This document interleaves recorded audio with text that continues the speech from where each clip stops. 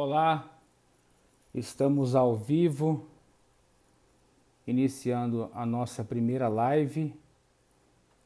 Sejam todos muito bem-vindos. Eu me chamo Túlio Silveira, sou advogado, sou professor de licitações e contratos administrativos e quero agradecer aqui a sua participação em nossa primeira live, onde nós trataremos a respeito dos efeitos das sanções administrativas. Quero agradecer a participação do meu amigo Percival Brezaghello, que já está assinando para a gente. Muito obrigado, Percival, por participar. Nós marcamos a live para iniciar às 21 horas. Estamos aqui já nos testes iniciais.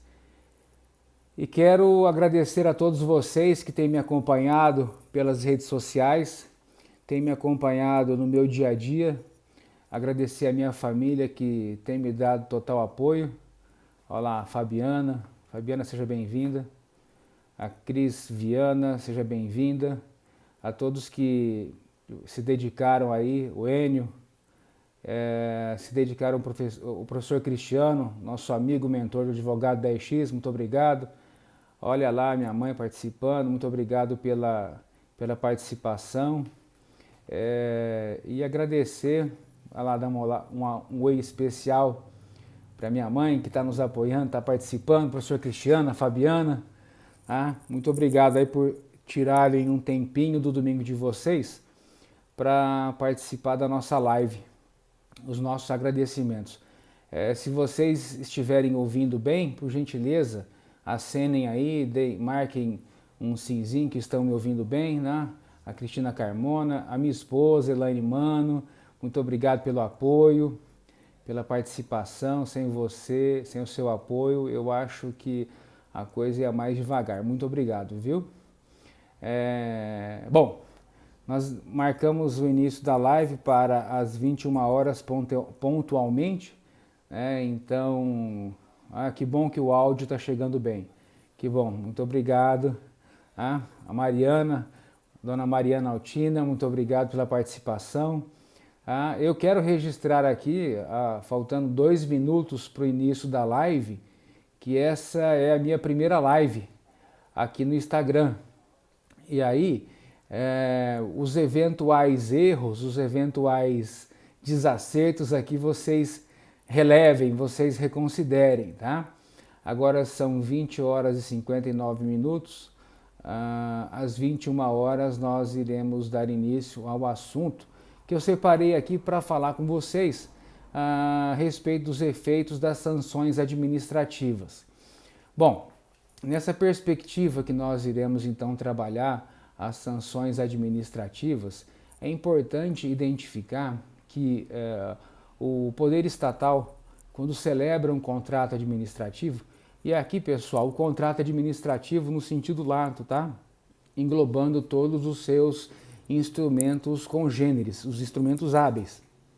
O contrato em si, mas também a carta-contrato, a nota de empenho, a ordem de fornecimento, a ordem de execução e todo aquele instrumento utilizado para a celebração com o poder público daqueles que irão prestar, daqueles que irão executar os contratos administrativos. Então, pontualmente às 21 horas, como prometido, nós iniciaremos a nossa live. Eu deixei lá na minha bio, tá? Na bio do Instagram, o material que nós iremos apresentar hoje. Então, se você não precisa ir agora, tá? Porque ele vai ficar disponível lá por mais 24 horas. Tá? Seja bem-vindo, Flávio. Um grande abraço. Ele vai ficar disponível por 24 horas. Você clica lá na minha bio, vai aparecer o Linktree, e lá no link você baixa o material que eu utilizei agora, que eu utilizarei para a nossa live, tá? Não precisa ir agora não, tá bom? Vai depois lá e baixa o material. Não perca sequer um ponto do conteúdo, porque é muito importante. Sandro, seja bem-vindo. Tá? Bom, quais são então os efeitos das sanções administrativas no que diz respeito aos contratos. Samuel, seja bem-vindo. Flávio, já falei, seja bem-vindo. É um prazer tê-los aqui em nossa live. Tá? O Menegon, prazer tê-lo aqui em nossa live. Tá? O que nós estamos tratando hoje, então, são os efeitos das sanções administrativas decorrentes dos contratos administrativos até então celebrados com o poder público. Sandro, seja bem-vindo também. Tá? O referencial bibliográfico básico que eu separei para tratar com vocês são 4 normas, são 4 leis. A Lei 8666, de 21 de junho de 1993, a Lei 10.520, de 17 de julho de 2002, a Lei 12.462, de 2011 e a Lei 13.303, de 30 de junho de 2016. Quero saudar aí também o Marcelo Conde, nos agraciando com a sua presença, a Aline, Aline, muito obrigado pelo apoio, tá? A Aline Medeiros, ela é uma grande parceira de negócio e também minha cunhada, né? Então, muito obrigado aí pelo apoio, tá bom? A Aline da Colabora, muito obrigado. Tá? A Fer Garcia também, ok? Boa noite a todos vocês. Então, com base nesses 4 elementos, essas 4 normas, eu resolvi elaborar essa live porque vários dos meus alunos já vêm me cobrando o seguinte: puxa vida, professor, fale um pouco a respeito das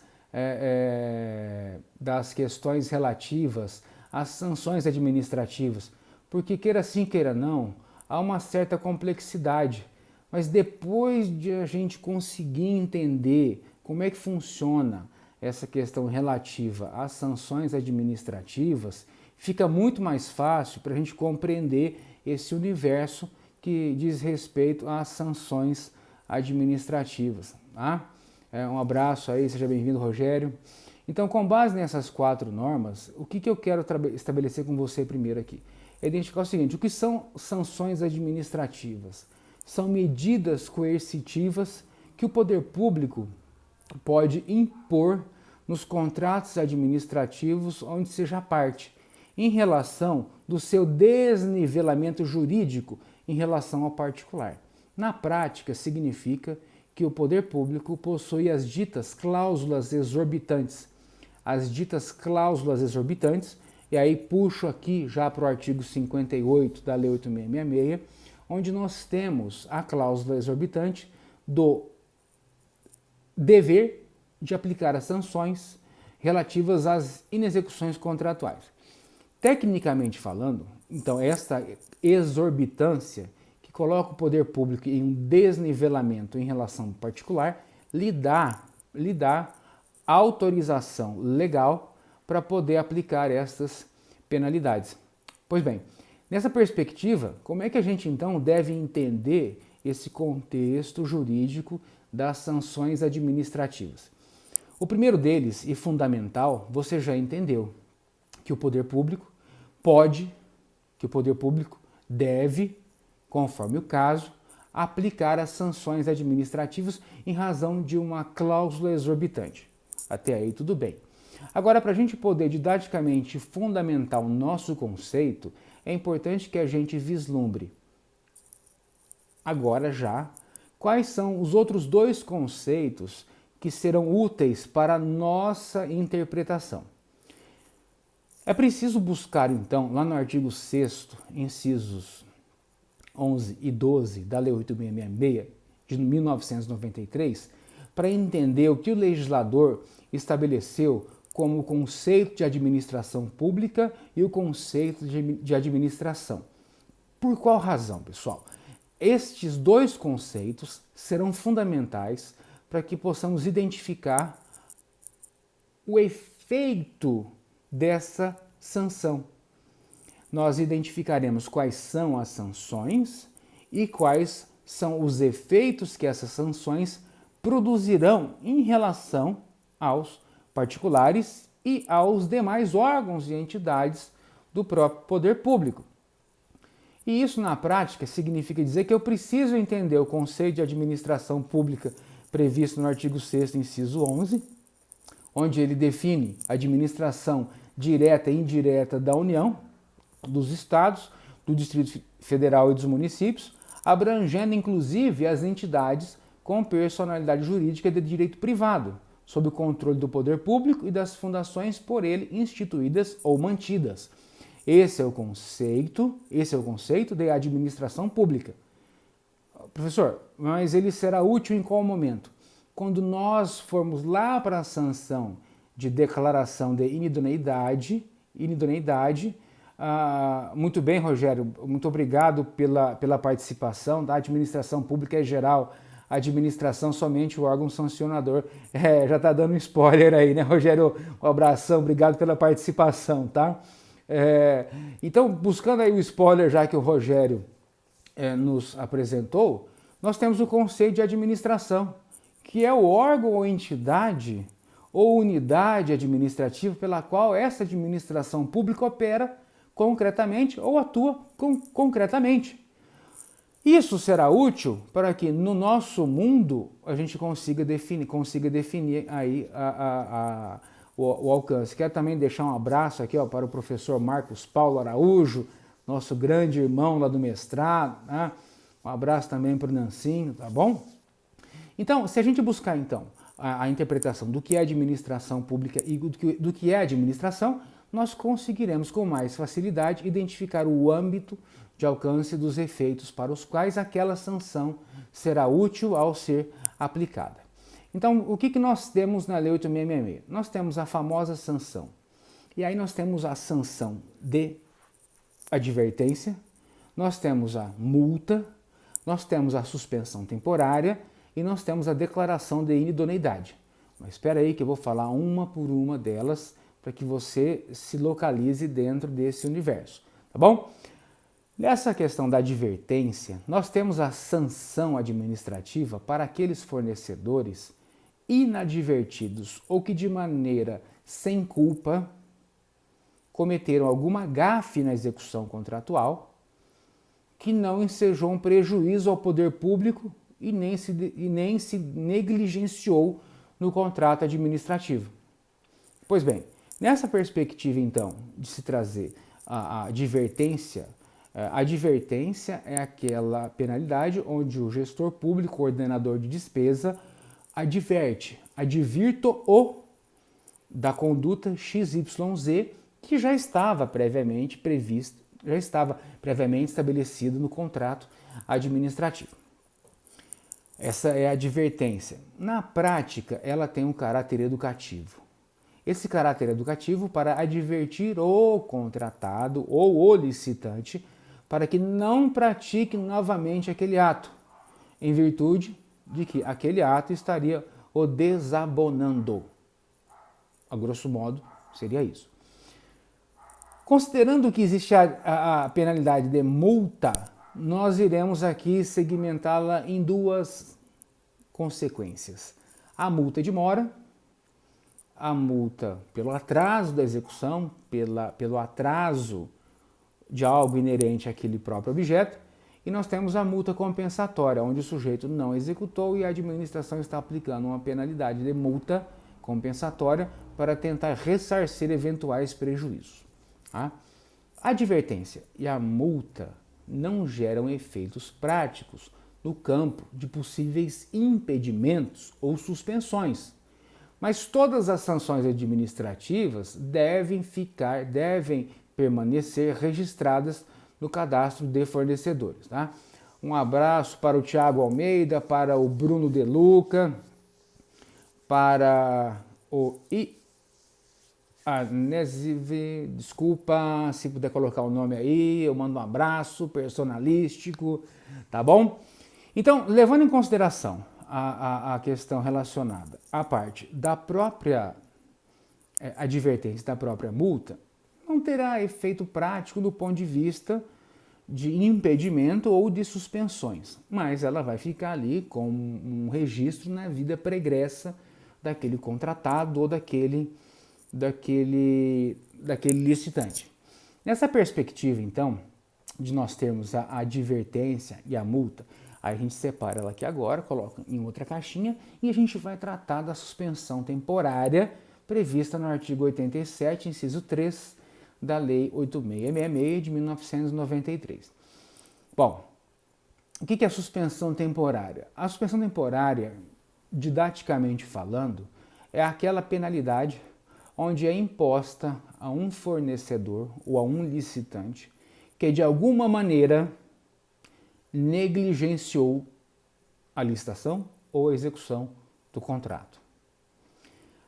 O negligenciar aqui é só para trazer um exemplo relativo ou relacionado à questão do agir com culpa. O que é o agir com culpa? Ele foi negligente, imprudente ou imperito na execução contratual.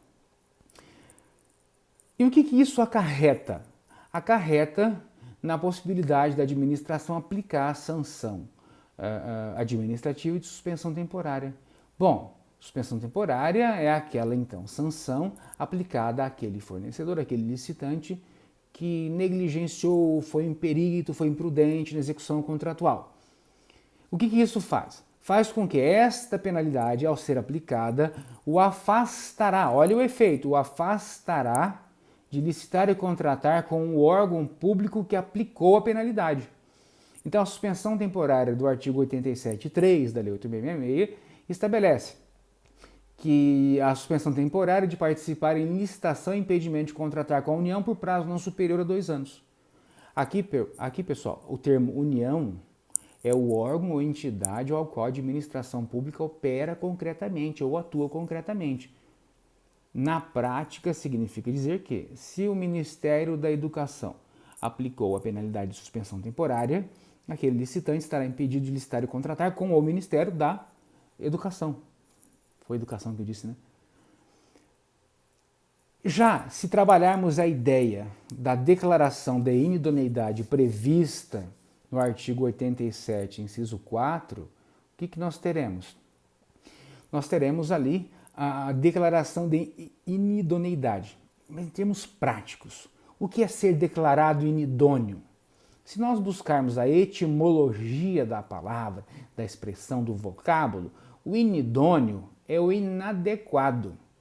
Então, o legislador entendeu que, se nós buscarmos o conceito da declaração de inidoneidade previsto no 87.4, aquele contratado, aquele licitante que foi declarado inadequado porque inidôneo está, não pode mais prestar contrato, não pode mais executar contrato, não pode mais participar de licitação com toda a administração pública. Está aí a confirmação do spoiler comentado lá pelo Rogério.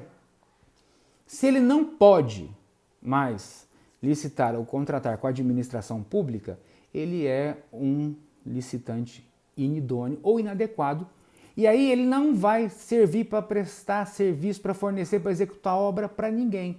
União, Estado, Município e Distrito Federal. Administração direta e administração indireta. Um abraço para a doutora Mariana Neri, nossa colega advogada, um abraço para a Regina Pontes, uma grande amiga. Obrigado pela participação de todos vocês aqui, tá? Então, se você identificou que a suspensão temporária estabelece o impedimento de contratar com o órgão que opera concretamente, a declaração de inidoneidade você entendeu que com toda a administração pública. Dona Vilma, minha sogra querida, participando aqui da nossa primeira live, muito obrigado pelo apoio, tá bom? A Underline Advogado também, a SA Crédito, muito obrigado pela participação de vocês, tá? E a gente só aumentando, e quero dizer para vocês, muito obrigado, viu? A ADV, pode colocar o nome ali para a gente fazer uma saudação aqui personalística, tá? Lucas Rosa, um grande amigo, tá? A ADV, meu amigo Anderson, grande advogado criminalista, muito obrigado pela participação, tá? Muito obrigado. Olival da Facesp de São Paulo, muito obrigado pela gentileza de participar, pelo prestígio, tá? Muito obrigado a todos vocês. Então, trabalhando aqui a ideia da declaração de inidoneidade e da suspensão temporária, a gente já começa a vislumbrar a distinção de uma e de outra, tá? Mas não para por aí, não para por aí. Por quê? Doutrinariamente e jurisprudencialmente falando, nós temos grandes desafios da interpretação do próprio artigo 87, inciso 3 da Lei 8666. E eu vou falar logo adiante para vocês entenderem essa dicotomia jurisprudencial existente não só pelo judiciário, mas também em relação aos órgãos de controle externo. Eu vou falar para vocês, tá?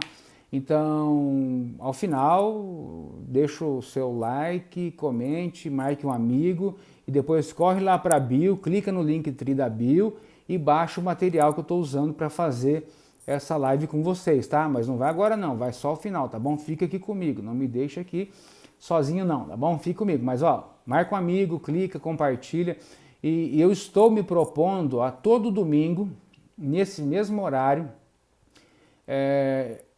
construir esse processo de live, onde eu vou interagir com você e vou trazer assuntos relacionados à administração pública que são interesse de todos, tá, pessoal? Por quê? Porque isso aqui é controle social, é identificar como é que o poder público funciona, como é que o poder público se relaciona com seus contratados. Tá? Hoje nós estamos trazendo os efeitos das sanções administrativas.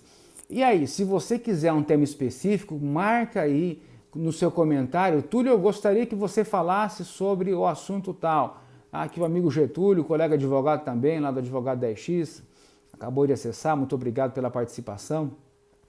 Então, se você quiser um assunto específico, marca no comentário, Túlio, eu quero que você fale sobre o pregão eletrônico, sobre o assunto XYZ, voltado a essa parte de administração, que eu terei imenso prazer de colocar aí o seu tema em pauta para a gente poder trabalhar em nossas lives, tá bom? Dando continuidade então, quando nós falamos dessa questão das penalidades previstas na Lei 8666, o nosso ordenamento jurídico, ele nos faz entender que após a sua construção histórica, né? Então, se a gente buscar lá o Decreto-Lei 267, depois o Decreto-Lei 2.300 de 86, até culminarmos com a Lei 8666, nós podemos notar que existe uma evolução das leis que dizem respeito às licitações. A Lei 8666 traz a norma geral, ok? Até aí, sem problema. Só que lá no ano 2000, foi editada a medida provisória 2026, que cria a figura de uma nova modalidade, que é a modalidade de pregão. E depois ela foi, por sucessivas vezes, sendo reeditada, até que foi convertida na Lei 10.520 de 2002. Pois bem, quando essa medida provisória foi criada, ela trouxe consigo mais uma penalidade. E essa penalidade, ela vem e carrega consigo uma nova formatação jurídica que vai imputar um efeito prático para aquele que foi penalizado. O artigo 7º, veja que lá na Lei 8666 nós falamos do artigo 87, dos incisos 1 ao 4. 1, advertência. 2, multa. 3, suspensão temporária. E o 4, declaração de inidoneidade. Ali, para a gente escolher qual penalidade, vai levar em consideração a conduta do contratado. Até aí, tranquilo. Até aí, sem nenhum problema. Quando a gente traz para 10.520, a gente começa a entender o seguinte. Primeiro, aquela contratação cujo fundamento jurídico se deu pela Lei 10.520, o Reginaldo Pazini, muito obrigado pela participação, seja bem-vindo. Aquela norma, a 10.520, que trouxe um novo instituto de sanção administrativa, estabeleceu o quê? O Cival, tudo bem? Seja bem-vindo. O que ela trouxe para nós? Ela trouxe o impedimento. Ali era uma suspensão temporária, uma declaração de inidoneidade, uma advertência, uma multa, na Lei 8666, para os contratos decorrentes daquela norma. Aí a 10.520 traz mais uma penalidade, para quê? Para identificar o seguinte, a partir de agora, todo aquele que participar de um pregão está sujeito às às sanções previstas no artigo 7º da Lei 10.520, Todo mundo tem uma garrafinha d'água, né? Minha garrafinha de vidro, tem que tomar cuidado para não cair e quebrar, senão eu fico sem água. Do artigo 7º da Lei 10.520 de 2002. E ali, no artigo 7º, ela traz uma particularidade. Qual é a particularidade da própria 10.520? E quem, convocado dentro do prazo de validade de sua proposta, não celebrar contrato, deixar de entregar ou apresentar documentação falsa exigida para o certame, ensejar o retardamento da execução do seu objeto, falhar ou fraudar na execução do contrato, comportar-se de modo inidôneo, olha só, comportar-se de modo inidôneo, ou cometer fraude fiscal, ficará impedido, não será declarado inidôneo, mas ficará impedido de licitar e contratar com a União, Estado, Distrito Federal ou municípios. Ou seja, a partícula ou traz uma alternatividade para entendermos o âmbito de alcance desta penalidade. Um abraço para o Hamilton Júnior, querido cunhado, a Vanessa Muniz, a família toda prestigiando. É isso aí, muito grato a todos vocês aí que estão participando da nossa live, tá bom? Essa tossezinha, ela não é viral, ela é alérgica, tá? Eu já alerto todo mundo. E tá muito seco, né? Então a gente tem que se hidratar. E talvez o nervosismo, né, deixe a garganta um pouco mais seca. Então, voltando. A questão prevista no artigo 7º da Lei 10.520 estabelece que ficará impedido de licitar ou contratar com a União, Estado, Município ou Distrito Federal aquele fornecedor que incorrer em uma dessas condutas que eu acabei de descrever. Lá na suspensão temporária, o prazo de penalidade é de no máximo 2 anos. A declaração de inidoneidade é por no mínimo 2 anos ou enquanto perdurarem os efeitos das sanções. Ok? E aqui no impedimento de licitar e contratar com a União? 5 anos. Até 5 anos. Ou seja, aquele que incorrer em uma das condutas descritas no artigo 7º, ele vai ficar impedido de contratar e licitar com a União, ou com o Estado, ou com o município, ou com o Distrito Federal. E como é que eu identifico isso?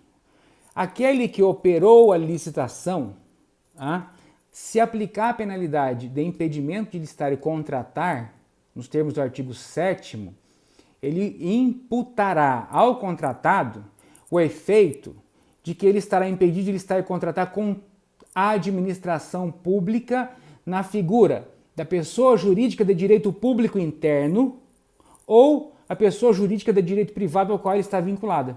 Por exemplo, se o Banco do Brasil aplicou a penalidade nos termos do artigo 7º, ele fica impedido de licitar com o Banco do Brasil, mas também com a União, tendo em vista que o Banco do Brasil é uma sociedade de economia mista, cujo capital aí capital majoritário vem ser da União.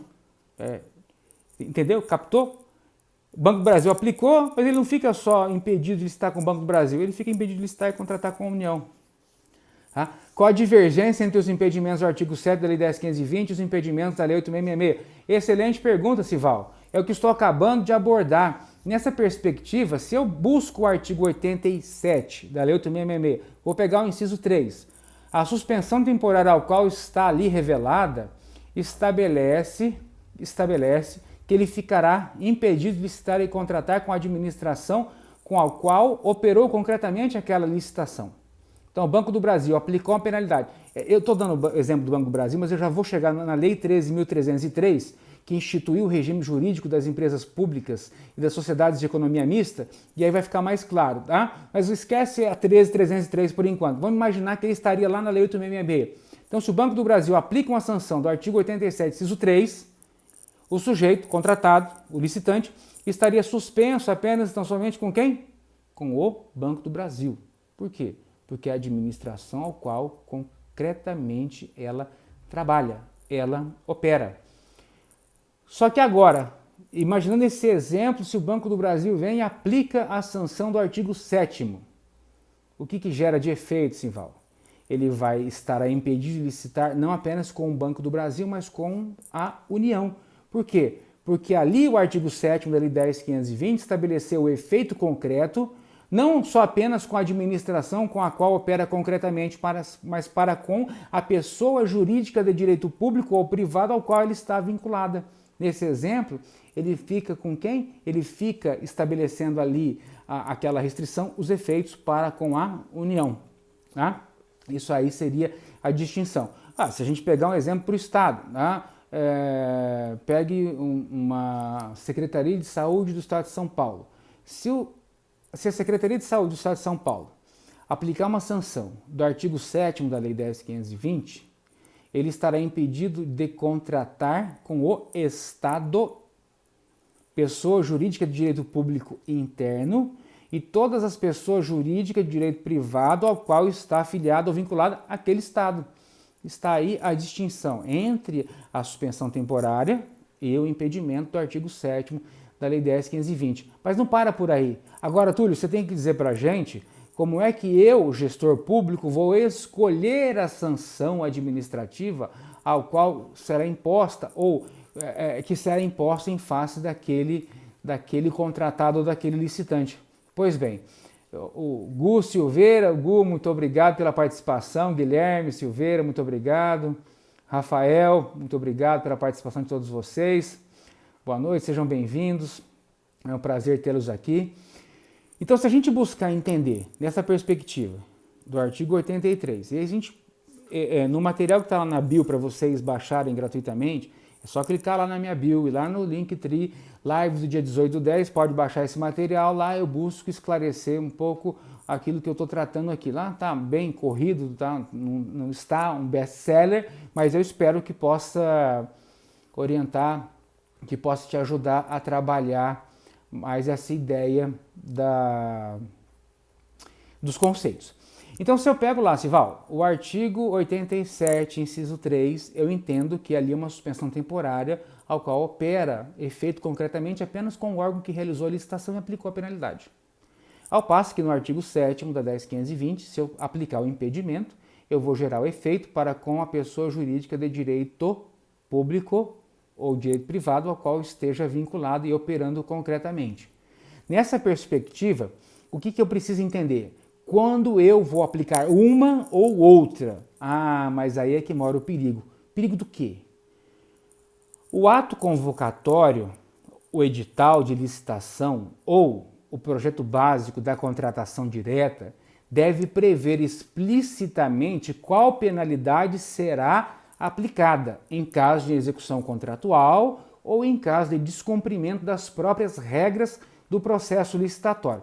O que isso significa na prática? Lá no edital deve ficar transcrito o seguinte: pela inexecução total ou parcial, e se definir quais são estas inexecuções, não pode haver expressão genérica, isso já foi condenado pelo Tribunal de Contas da União. Lá naquela perspectiva eu preciso estabelecer o que vai ser motivo de suspensão temporária e o que vai ser motivo de declaração de inidoneidade e o que vai ser motivo de impedimento nos termos do artigo 7º da Lei 10.520. Para quê? Para que não fique ao bel prazer, para que não fique na vontade subjetiva do gestor público qual penalidade ele vai impor ou qual penalidade ele vai aplicar. Então, trazendo essas três penalidades, tá, que a própria legislação impõe, a gente tem que obrigatoriamente entender os efeitos. Então, até agora você já compreendeu que nos termos 87.3 tem um efeito. No 87.4, quando eu digo 87.3, 87 inciso 3, 87.4, 87 inciso 4, tá? E o artigo 7º da Lei 10.520 tem o seu efeito. Você já entendeu isso até aqui. E lá na frente eu vou complicar um pouco mais a sua vida, trazendo aí uma questão abordada pelo próprio Superior Tribunal de Justiça e pelo próprio Tribunal de Contas da União. Até aqui tudo bem, né, pessoal? Então nós vamos avançar, tá? Quando nós falamos de norma, Em 2011, nós tivemos a Lei 12.462, que instituiu o RDC, o Regime Diferenciado de Contratações Públicas.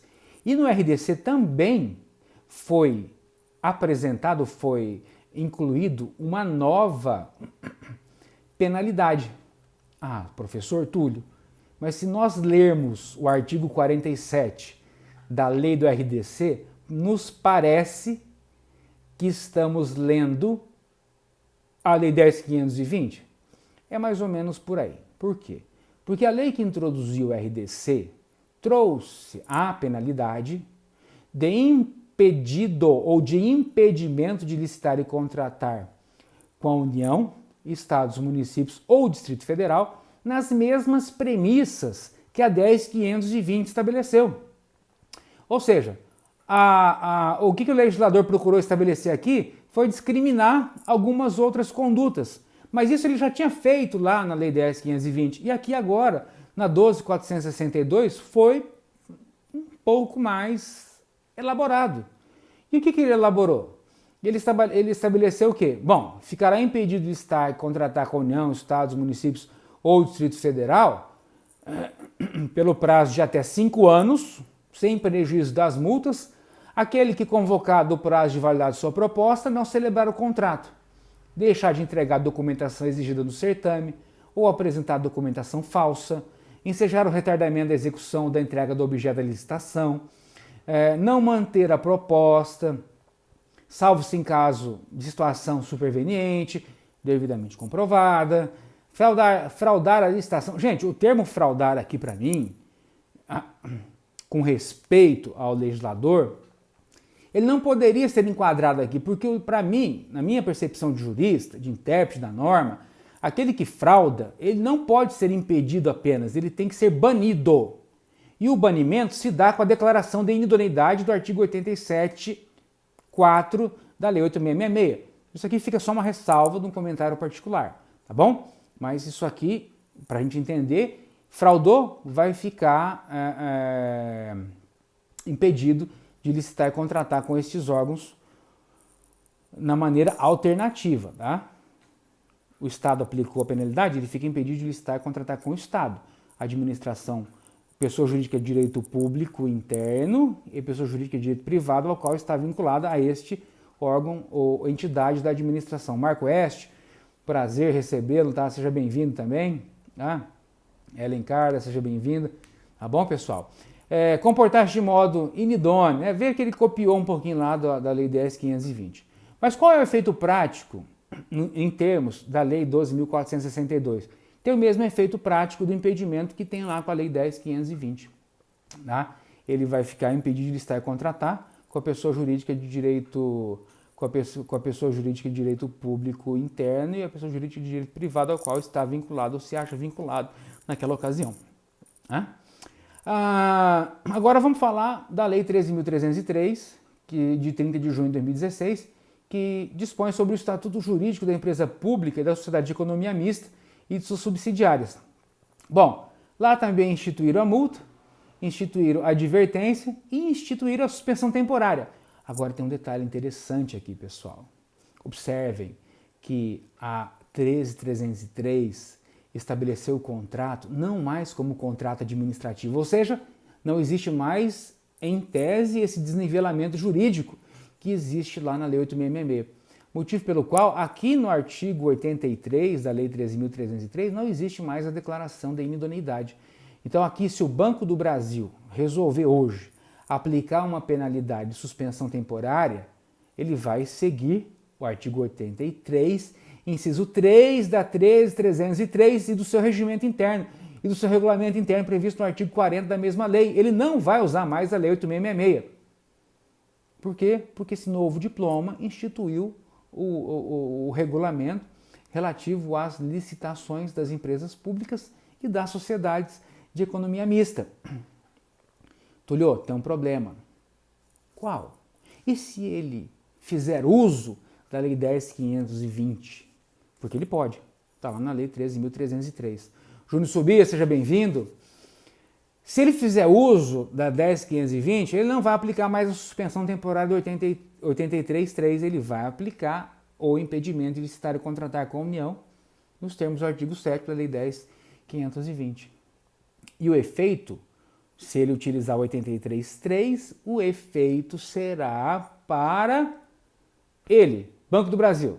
Está suspenso de licitar e contratar com o Banco do Brasil. Mas se ele utilizar o artigo 7º da Lei 10.520, é Banco do Brasil e União. Está aí a diferença da sanção e do alcance ou do efeito da respectiva penalidade. Então você entendeu qual é o efeito da suspensão temporária, você entendeu o efeito do impedimento de licitar e contratar com União, Estados, municípios ou Distrito Federal, você entendeu até aí, e você entendeu a declaração de inidoneidade. Lá na postagem da nossa live, eu lancei ali alguns questionamentos, que nós trataremos aqui em nossa live. O Breno Bies, Ademar Silveira, obrigado pela participação de vocês. Nádia Oliveira, sejam todos bem-vindos, tá? É um prazer tê-los aqui. Será que após a aplicação de uma sanção de suspensão temporária, eu devo promover a rescisão do contrato administrativo por esse motivo? Essa é uma pergunta interessante. O Tribunal de Contas da União já decidiu que a sanção pela sanção ou por si só não é motivo para automaticamente rescindir aquele contrato. Mas se for um serviço de natureza continuada, ele não poderá ser renovado. Veja, a sanção por si só não seria motivo. Mas se é um serviço continuado, esse contrato não pode ser renovado. Como definir as condutas para se identificar a sanção administrativa correspondente? Relacionar no ato convocatório ou em normativo interno quais são as condutas e as respectivas consequências, para que você possa objetivamente decidir qual aplicação, qual sanção administrativa deve ser aplicada. Tá? Eu preciso montar um regulamento interno para definir as condutas e as respectivas sanções? É importante que você tenha um ato normativo interno para que fique regulado todo o fluxo de sanção. Tá? Por quê, pessoal? Nós falamos até aqui nas sanções e nos efeitos, mas é importantíssimo que registremos que toda e qualquer sanção administrativa, todo e qualquer agravamento de situação, imposição de sanção ou qualquer outra conduta que impõe ao particular alguma coisa, deve ser precedido do contraditório da ampla defesa. A sanção administrativa pode ser aplicada? Pode, mas desde que obrigatoriamente e que seja indispensável a observância do contraditório e da ampla defesa, sem a qual o próprio contratado não terá respeitado o direito constitucional da ampla defesa e do contraditório. Tá? Então tem que respeitar. Tulio, mas e como é que funciona isso? Tá? Como é que funciona o fluxo da aplicação de penalidade? Então nós poderíamos aqui resumir que o contratado ou interessado deve ser intimado pessoalmente a responder por aquela conduta.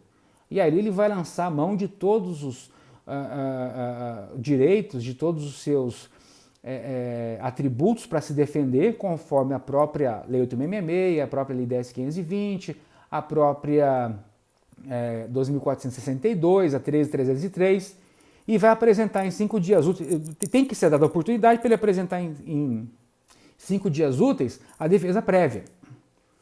O órgão público recebeu a defesa, de acordo com a Lei 9784 de 99, que regula o processo administrativo no âmbito da Administração Pública Federal, que estou dando aqui como exemplo, ele teria 30 dias para decidir, 30 dias para julgar, mas é um prazo impróprio. A administração pode renovar esse prazo por igual período, tá bom? Decidiu? Vai aplicar a penalidade? Aplica, publica no Diário Oficial, na imprensa oficial, comunica o interessado e abre para ele a oportunidade para apresentar um recurso administrativo no prazo de 5 dias úteis. Recorreu, a administração tem o dever de julgar. 30 dias, renováveis por mais 30. 5 dias para defesa prévia, 30 dias para a administração decidir, 5 dias úteis para defesa prévia, até 30 para a administração decidir, 5 dias úteis para recurso administrativo, tá bom? Isso considerando as penalidades de advertência, de multa, suspensão temporária, impedimento da 10.520 e impedimento lá da 12.462, tá bom? Declaração de inidoneidade, defesa 10 dias úteis e pedido de reconsideração em 10 dias úteis. Suspensão temporária do 83,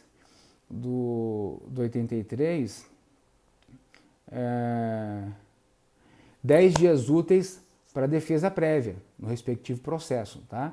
As sanções do inciso 1 e do inciso 3 podem ser aplicadas concomitantemente, né? A multa e a advertência, e o prazo de defesa prévia deve ser acolhido, deve ser recebido em um prazo de 10 dias úteis, tá? Isso está previsto no artigo 83.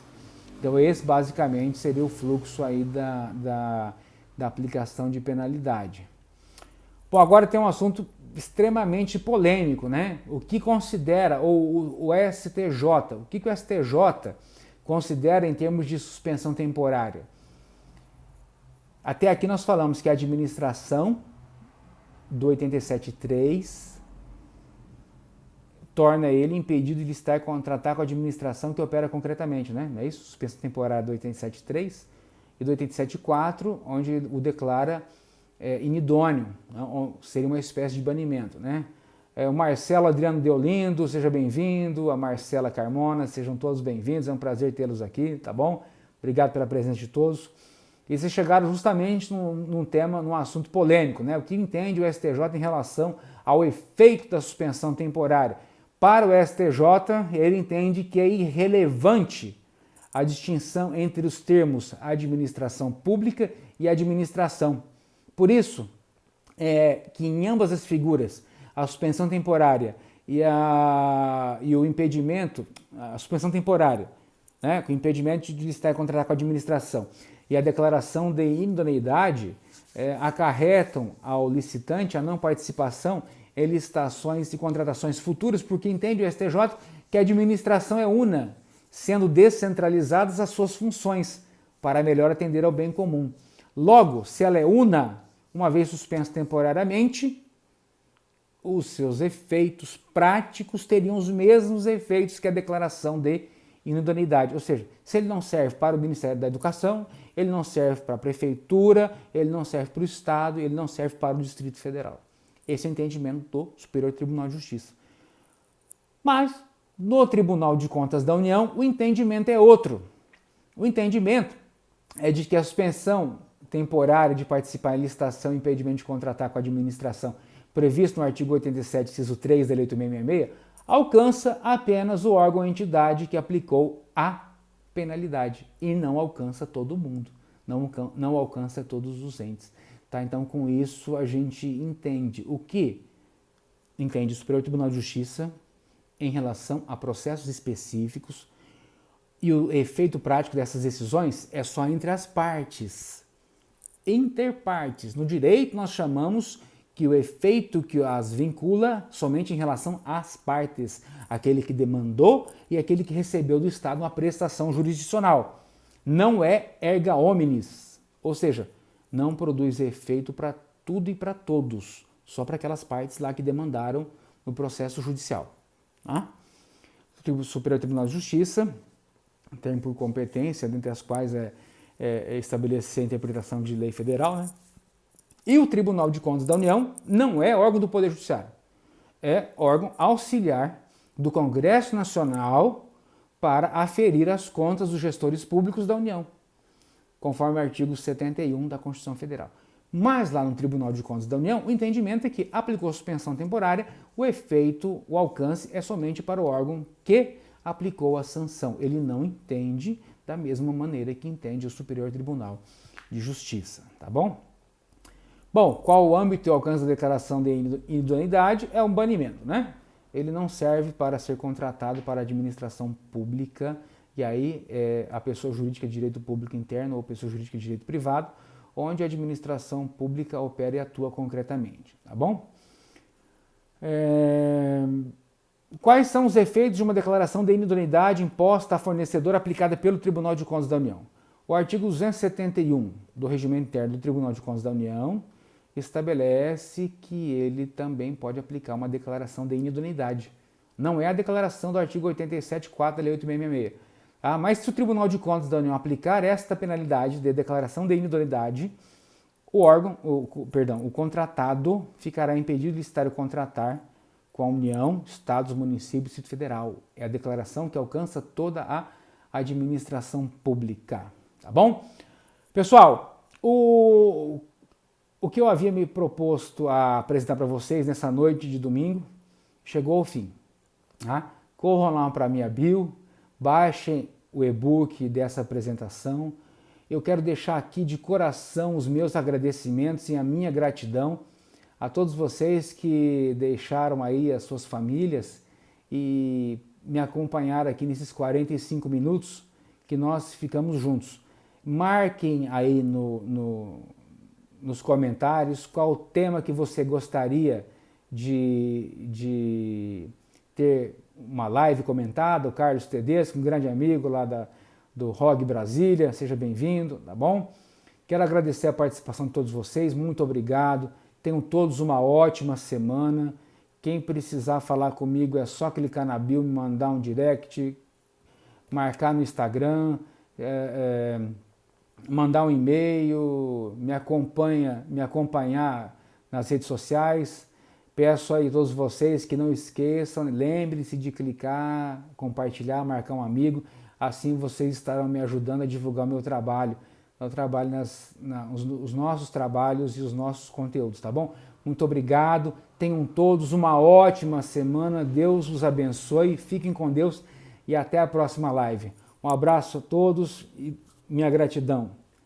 Ótima semana e até a próxima live. Fiquem com Deus. Tchau.